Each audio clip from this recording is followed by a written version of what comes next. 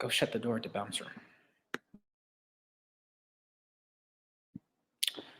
Bismillah ar-Rahman ar-Rahim. Alhamdulillahi Rabbil Alameen. Wassalatu wassalam ala Sayyidina Muhammad wa ala alihi wa ashabihi ajma'in. Assalamu alaikum, brothers and sisters. This is Edward Ahmed Mitchell, the Deputy Director of the Council on American Islamic Relations. Thank you so much for joining us for today's episode of CAIR on Air. We greatly appreciate it. A special thank you to our listeners on American Muslim 360.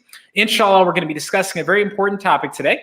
Before we dive in, though, I want to note that, excuse me, sorry, we have a special guest here. As many of you know, in this era of COVID, we work from home. We have children around, and so we've got someone who wants to be a little movie star here. Say hi. Okay, go ahead. All right, so diving into the show today. So again, Edward Mitchell, CAIR, welcome to CAIR on Air. Inshallah, today we're going to be discussing, it's a very serious issue. We're going to be discussing the issue of online harassment of Muslims being perpetrated by far-right extremists in India who are very supportive of the Modi government's oppression of Muslims. This is something that Muslim activists, professors, scholars have experienced online, this brutal harassment, cyber stalking, but it's gone really far. And it went really far for one Muslim activist who we're going to bring on and ask about her experience and what we can do about this harassment. You know, the first thing I want to note before we bring her on is that online harassment in this day and age, it's common, it's typical. Sadly, it happens far too often, and social media companies are very slow to catch this, especially when Muslims are the victims. We have seen foreign governments that will not allow their own people to use things like Twitter, using bots and other methods to target dissidents online. The Chinese government has done it, and so many others have done it. And so this is a bigger conversation that we need to have about how we can make sure that that foreign governments are not able to use and misuse social media to target people, to harass people, to cyber stalk people. But the first step towards getting that done is to highlight what people are experiencing online, the abuse that people are experiencing. And in the case we're going to talk about today, it's really horrific. It's really unfortunate, but we're appreciative of the courage of our guests for coming on to talk to us about it. So let's bring on our special guest today, and then we're going to dive right into the topic. I want to welcome on Amina Kausar, who is an Indian American Muslim activist and is going to be sharing her experience with this incident and giving us some thoughts about how we as a community, as a country, can address this issue. Amina, assalamu alaikum. Thank you so much for joining us. Wa alaikum assalam. Thank you so much for having me and listening to my story. Yes, absolutely. So first, tell us a bit about yourself. We don't want you to obviously have to tell your whole life story. Everyone likes to maintain some privacy, but tell us a bit about yourself and the work that you do, and then we'll talk about what happened to you. Basically, I'm an entrepreneur based out of US. I have an IT company here, and I have been working in IT for about 15 years. I have been in activism for over 10 years, but I have been really vocal against the atrocities being committed on the Indian minorities, especially Muslims, for a very long time now. But I have never given or never come on TV to give video interviews until I was actually affected, and I was one of the victims of the so-called bully bye app that we would be talking about in a couple of minutes. Yes. So first, Amina, you know, a lot of people are aware of what is being done to Muslims and other minorities in India, but a lot of people are not. Before we even get to what happened to you in particular, can you tell us about the state of affairs in India right now, the treatment of minorities there, the abuses against minorities there under the Modi government? Right. So before we go into that topic, we need to understand that the typical hatred that is happening in India right now, or the impunity with which the Indian government is acting, or the perpetrators are acting, is beyond me right now. So to give you a little background, there is a huge climate of impunity in India, especially the crimes against the community, especially Muslims and other minorities. But the reason is that, you know, oftentimes this is happening is because of the silence of the audience. Like, it's being accepted and it's being encouraged at this time. Indian democracy is in deep crisis right now with the Indian constitution being not followed, or you can say that the Hindu nationalists are literally governing the country according to their wishes and whims. There are laws, there are democratic rules, there are courts, but the judgments are different for a minority, irrespective of you being a Muslim, Christian, especially if you are a Muslim, compared to a person of majority. So if we don't even have to go very very far. We can just talk about something as early as something that happened this year, like this month. There was a genocidal conclave, like there was a speech conclave, which was a 3-day conference which happened, and all that the people, the speakers were doing were calling for genocide and extermination of the largest majority in India, the Muslims. And there were, I would say, very few arrests, even after so much outrage by the community.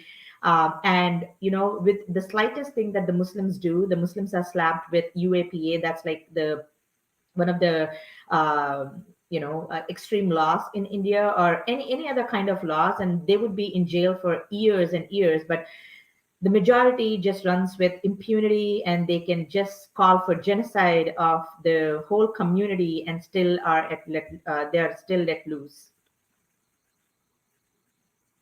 That's helpful, and I know there's so much more to it, but thank you for that overview. So now, Amina, talk to us about what happened to you.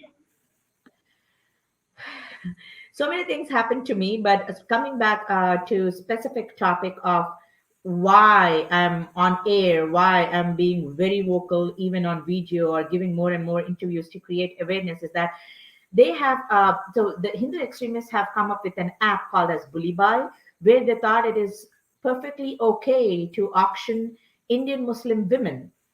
So I am a Indian Muslim, and I was auctioned on this app called as Bully Buy, along with some 100 other women. And one of the women was not even an Indian; she was Malala Yousafzai. She has no relationship with India. She was not born or raised, or she doesn't even talk more on the atrocities that are being committed on the Indian minorities. So.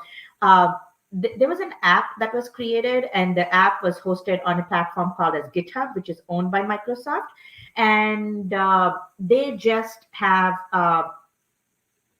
before Bully Buy came into existence, there was another app which came into existence, which was called Sully Deals, which came into existence 6 months before Bully Buy came into existence. And there were FIRs filed, there were complaints given to the police in the national capital of Delhi, but no action was taken. And then 6 months later, on January 1st, 2022, the perpetrators come on with more women being auctioned online, because they think, as I said, going back to my same answer of impunity, that if you are from the majority community, you would be let loose. You can do whatever you want, and there's no one to ask you. So that is the kind of environment that we are living in India at this time.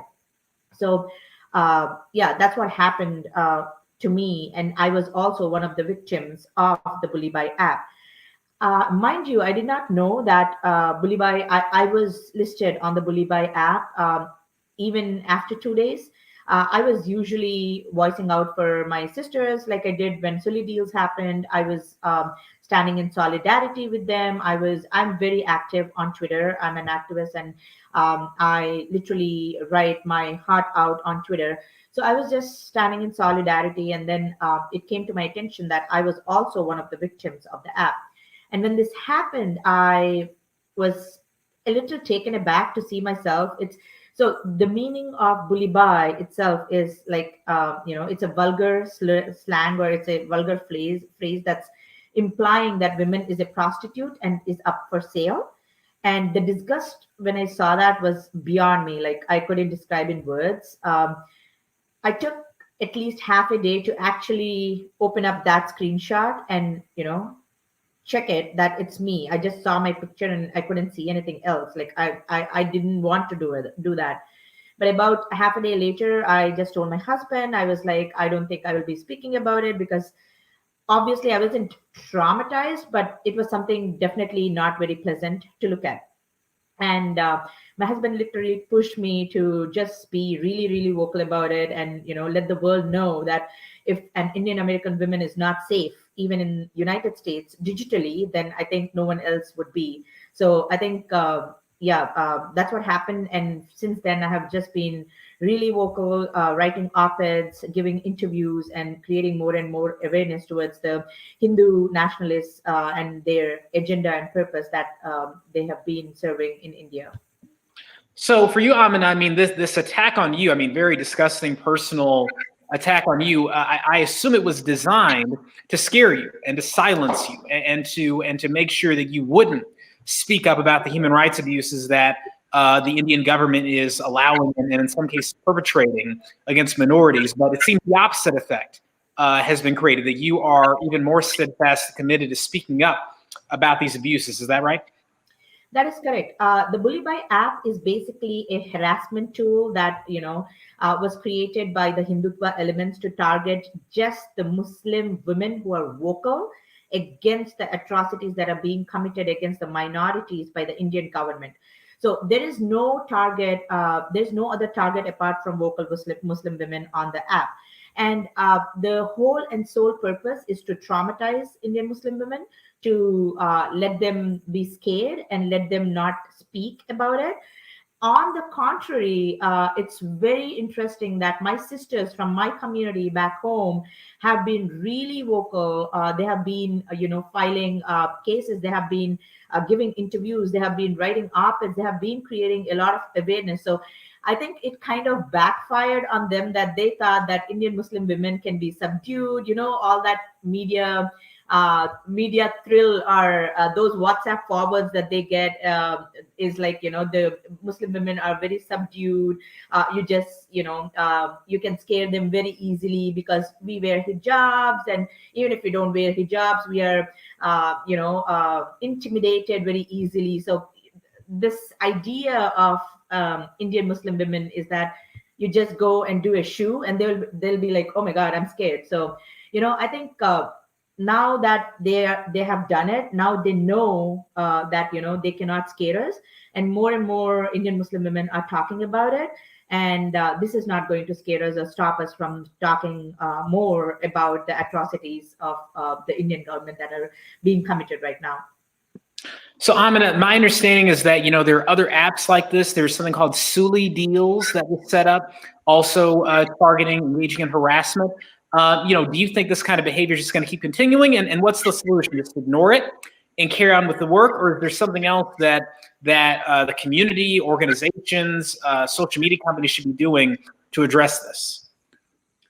As I said, Sully deals and bully deals are just two examples of the digital harassment that Indian Muslim women are facing. Let me give you a couple of more examples. So there is this whole pattern of using the digital media, not just GitHub or not just Twitter or Facebook. The vocal Indian Muslim women have been facing a lot more harassment online. And there was a report recently, I think from last week or so, that they did a survey, or they analyzed the tweets of the top Indian women, not Muslims, but in general women personalities. And they found out that Rana Ayyub was the top in the list. Rana Ayyub is a Muslim journalist, Indian Muslim journalist, and she topped the list with the highest abuse that any Indian women gets on Twitter. And the top 10 has two Muslim women, and another one was Arfa Khanum Sherwani. So Indian Muslim women are very, very, very prone to all the abuse that they get digitally. And coming back to your question of what is being done, is GitHub is one of the platforms that's owned by Microsoft that has been twice used until now. The first app was Silly Deals, which wasn't taken down until 20 days. Then the next app was Bully Deals, which was taken down, I think, in about 2-ish days. But then there are apps like Twitter where they create spaces where you can go and speak. They So the Hindu extremists also are using another platform called as Clubhouse. Recently, a disgusting audio came out of Clubhouse that these Hindu nationalists are discussing rape fantasies and how in detail that they're talking about raping Indian Muslim women, and it is so disgusting. I couldn't like the vulgarity of it. People had to actually give trigger warning. I'm actually getting goosebumps when I'm talking to you about this, but And feel free, I don't want you to traumatize yourself. It's important for people to know for yes, what's going on, but don't traumatize yourself reliving it all if you don't have to. But as much as you feel I comfortable. need to talk about it because people need to know what we are being put through. Because as much traumatizing as it is for me, but we need to tell the world that this is happening to Indian Muslim women so we can stop what is happening, right? So coming back to the question again, so they were the Hindu extremists were fantasizing rape of Indian Muslim women in such gruesome detail that people were giving trigger warnings. Even when I tweeted, I had given the trigger warning as well. But this is happening physically on the land, and who is going to give trigger warning to someone who is being raped in such a fashion? Like, would you say, hey, trigger warning, I'm going to rape you? No. So this needs to be talked upon. This is not just digital that's happening right now.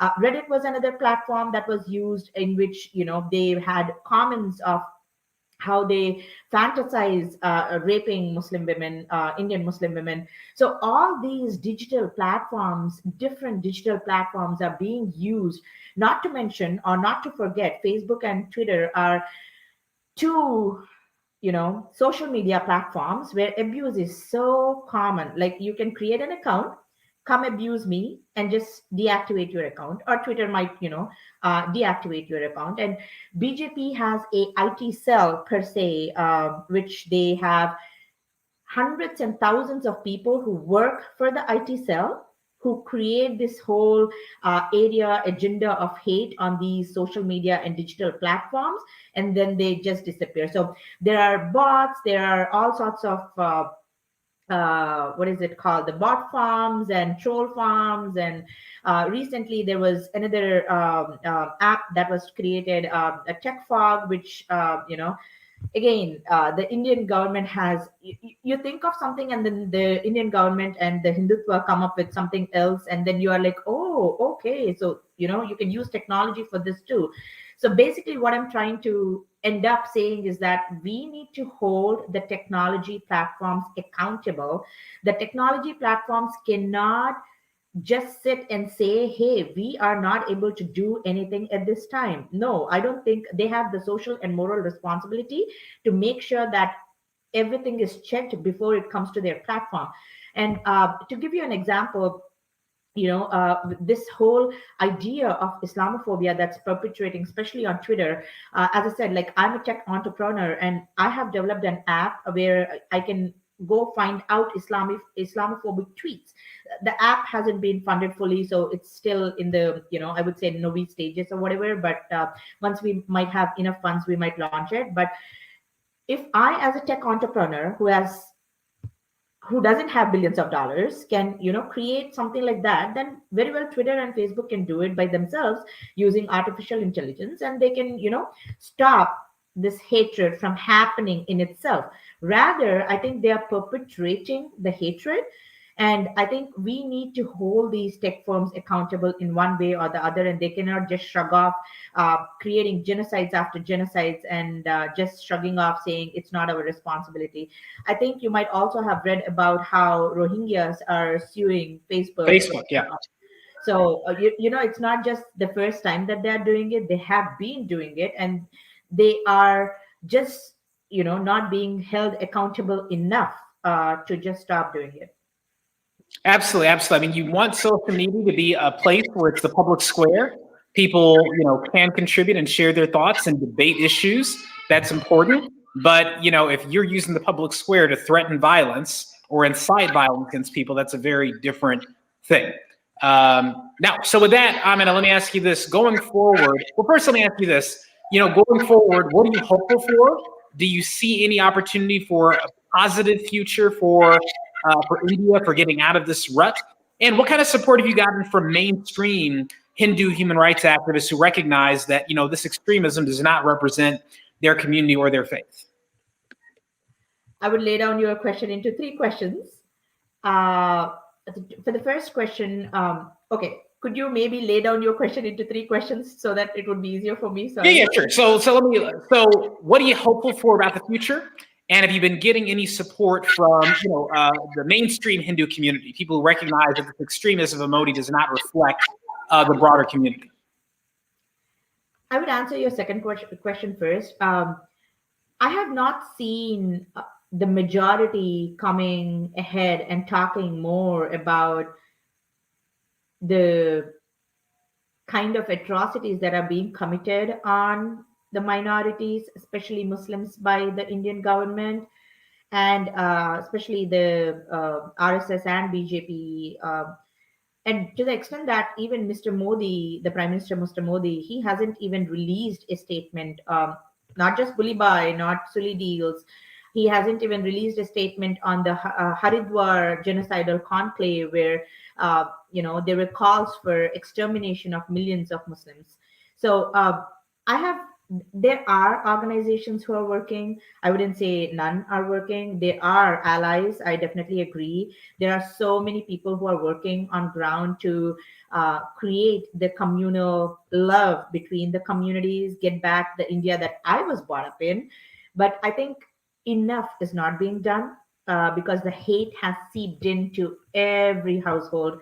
I was raised in India in a environment where 90% of my friends were non-Muslims, especially Hindus.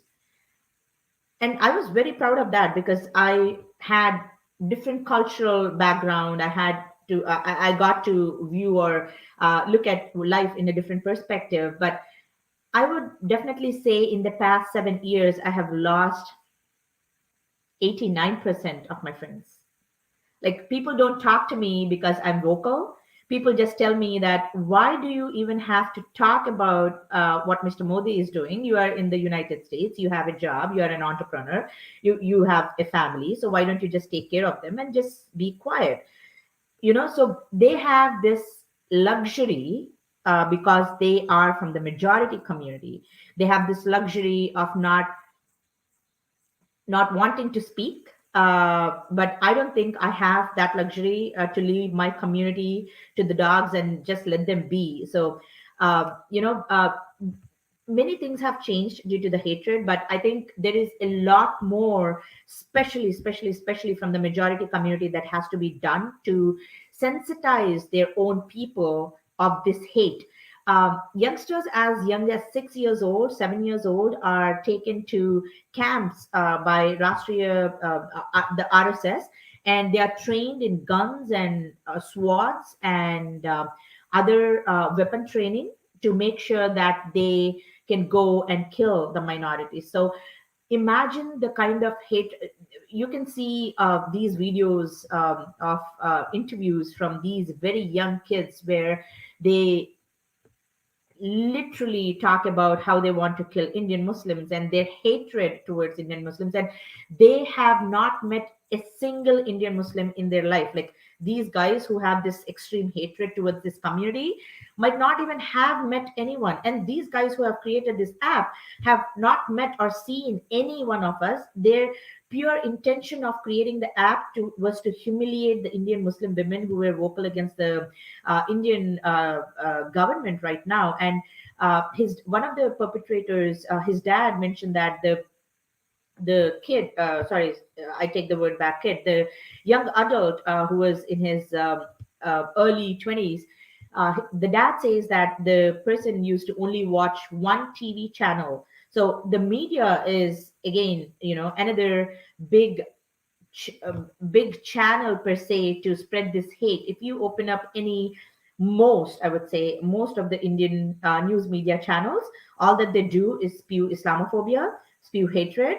All the wrong information is given, and their information, if you just cross check with the actual information, it wouldn't even be true. So they twist and turn, and even to the extent that there were 4 people arrested, one was arrested today, making it 5. But the whole spin was made to whitewash their crimes, and they were called kids. So that's how I was calling them kids. Like after you read continuously, it comes to your mouth as well. So these young adults were from the age of 18 to 22 who have created this app. Now imagine the kind of mentality that these 18 to 22-year-olds have, that you don't even see a Muslim, you have not met a Muslim, and then you have created these hateful apps to auction them online. And once they are released in the society, they would be the potential criminals, potential rapists, right? So I think it's very important that they would be given the punishment that they deserve, but I'm really not hopeful that the Indian government is going to do anything about it. And to also quote that, the Indian government actually supports these perpetrators. They are given the parliamentary seats. They are given ministry positions. They are hired into BJP with much more, honor. So it's like you go abuse a minority to get a ticket in the party. So that's how it works for the BJP and RSS. Well, this is incredibly dangerous, and you've had some human rights groups say that they're worried about the potential for this escalating into potentially horrific violence. And what you described about training kids to hate, I mean, it sounds very familiar. We've seen this in so many conflicts. From Rwanda to Syria to Iraq, we've seen this pattern over and over again, and it usually leads to some really horrific outcomes. So we're sorry about what happened to you, but alhamdulillah, we are glad that you're okay. We're glad that you're still speaking up, standing strong, and so are other Indian American and other Muslim women who are being targeted by this bigotry. The bigots will not win. They will lose one way or another, God willing. They plan and God plans, and God is the best of planners. So however much they may hate it, they're going to lose. Indian Muslims have survived a lot over the centuries. So is the broader Indian society, Hindu and otherwise, and they will survive the RSS and the BJP, God willing. Amina, thank you so much for joining us. We appreciate it. Assalamu alaikum. Stay safe. And please reach out to us if we can ever be of assistance. Definitely. I want to end by saying, according to Gregory Stanton, who was with me in one of the congressional briefings last week, and he's the founder of the Genocide Watch. He also mentions that India is moving towards a genocide. India is brewing genocide at this time, and Kashmir and Assam as of now are in stage 8 of genocide. So there are 10 stages of genocide where they have declared different stages for a genocide to happen. And it is mentioned that India is almost at the stage of 7 and 8, and the next stage would be extermination for the Indian minorities, the Indian Muslims.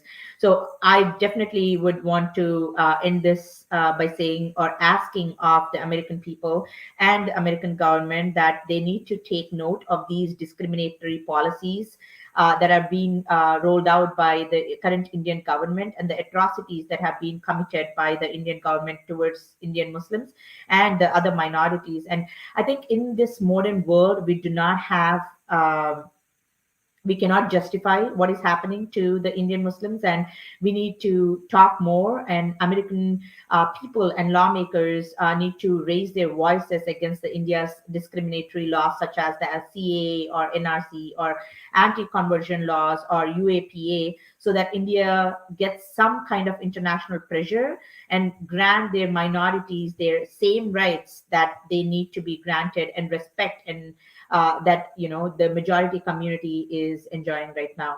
Thank you so much for having me. Thank you, Amina, and thank you so much. Jazakallah khair. And thank you all for joining us for today's episode of CAIR On Air. We appreciate it. Inshallah, we will see you next week for the following episode. Just a reminder, everyone, Juma is coming up tomorrow. Be safe. Obviously, we saw the horrific attack that happened at the Colleyville Synagogue in Texas last weekend.